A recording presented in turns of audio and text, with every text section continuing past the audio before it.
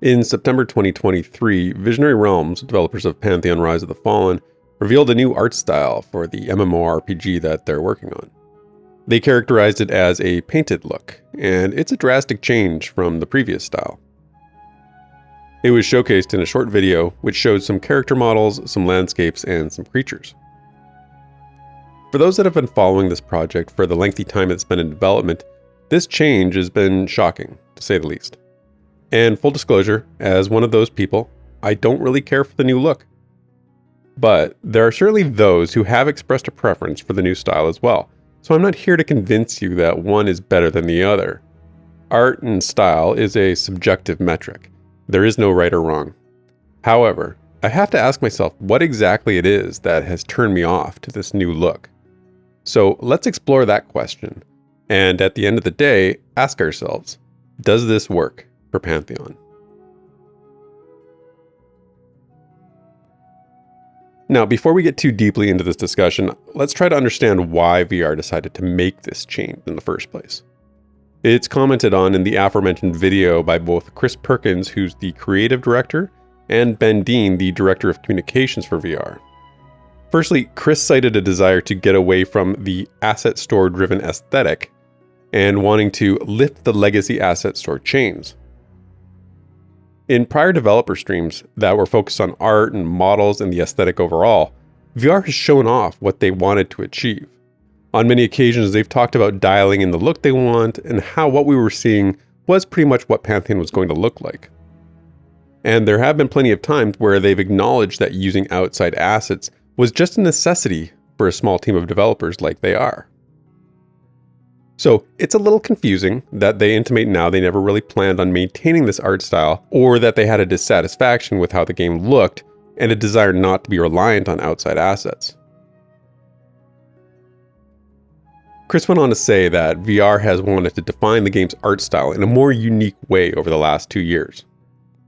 He goes on to mention that while they could have continued with the art style we've seen to date, competing with other games using this style and being performant was basically not possible. Therefore, the decision was made to change their style. And when you look at some of the other MMOs that are in development that Pantheon is up against, it's been widely acknowledged by both VR and the fan base for years that it's never going to win any awards for bleeding edge graphical fidelity. So their strategy then is picking their battles and playing to their strengths, which I think is wise. But I have to ask, does this strategy also create bigger problems? So to summarize, Chris cites 2 primary reasons why this change was made. Number 1, to achieve a signature style, and number 2, to achieve a performant experience.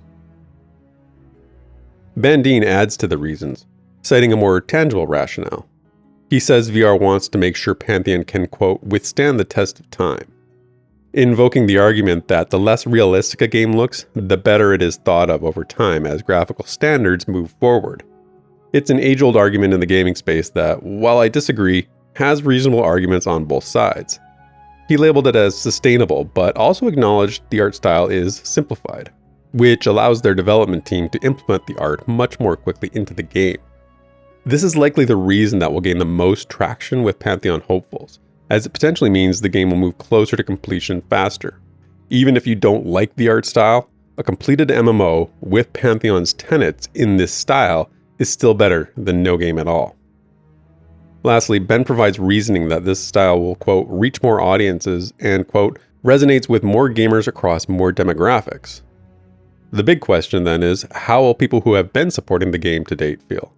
Is VR sacrificing its core fans to achieve a wider reception?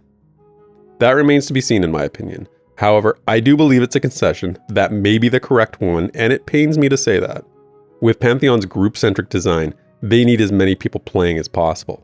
A small core of hardcore fans cannot sustain a group-centric MMO, and that's a lesson that the genre and its fans have been painfully taught over and over again. So to summarize Ben's reasons for the change. Number 1, to achieve long-term appeal. Number 2, to speed up development. And number 3, to gain a wider audience.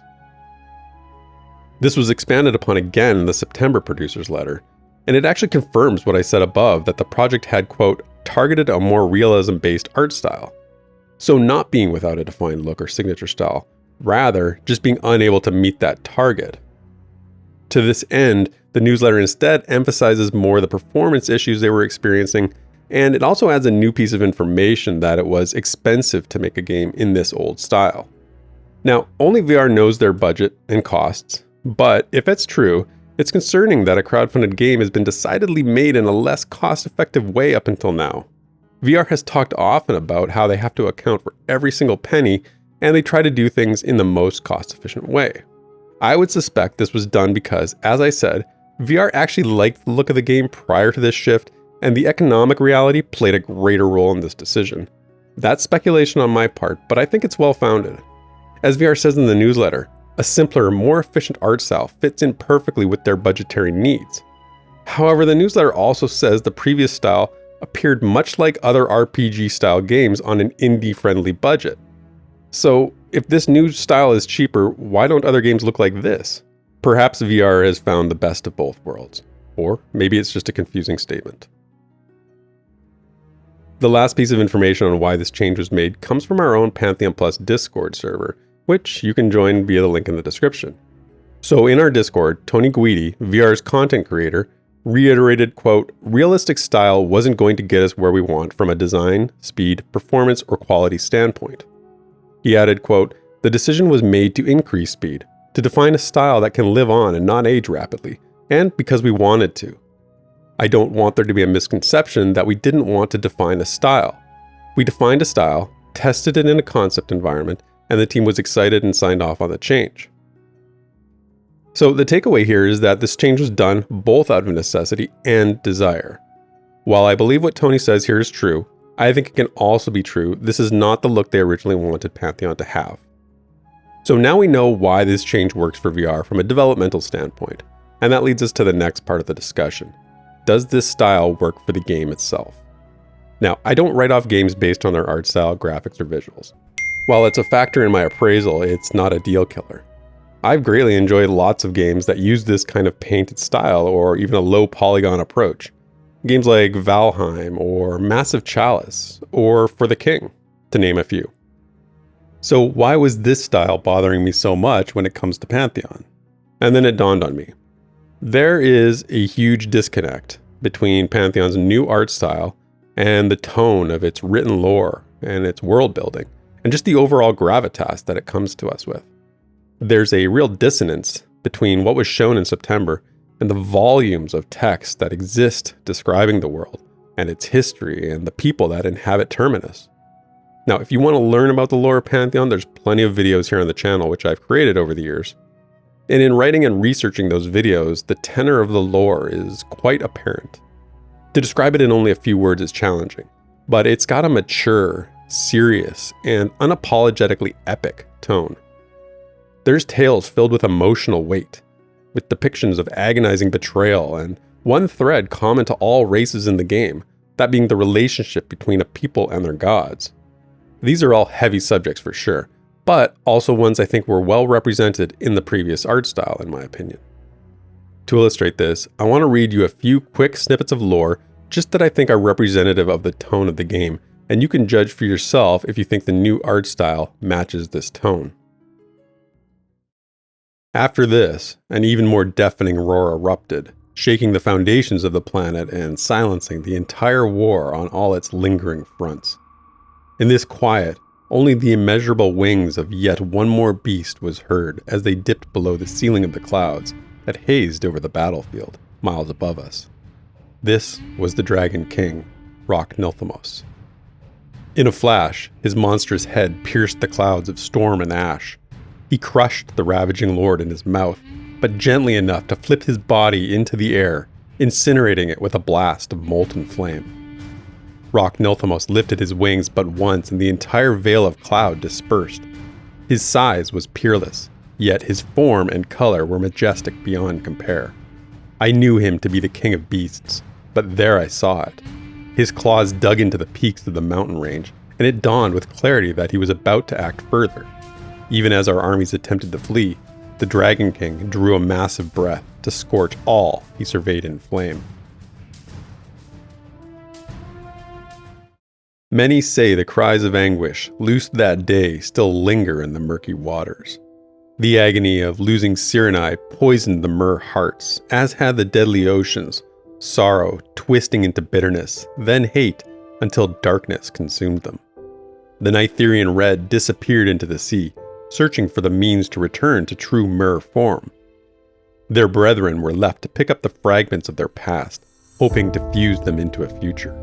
Yet the fateful day of their arrival is marked by mourning, 1 week prior and 1 week after. Among the ceremony is a reading from the Day of Testimonies, a collection of witness accounts to the lamentable day.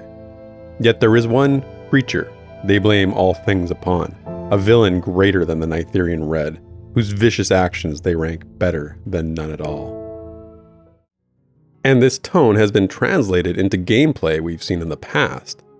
From fighting Sleepless in his realm, to confronting Hyoket in the depths of Fortress Devair, or the icy depths of Amberfate. Pantheon's not been afraid to match its challenging combat with dark, terrifying creatures. How does that get represented in this new art style? Even with the limited amount we've seen so far, it's hard to imagine anything in this world looking so sinister in this painted art style. That's not to say Pantheon doesn't have its lighthearted aspects. Our friend the Gasbat here is a good example. And in the September newsletter, we saw how the Gasbat now appears in the new art style. Pantheon's concept art has always been of high quality, and VR has said this new art style represents the concept art better. So we could delineate between the flora and the fauna and the sort of neutral denizens of Terminus to say that's true. However, speaking for myself here, the bears and bats and snakes and rats are not what sets Pantheon apart from other MMOs or what gets me excited to play this game.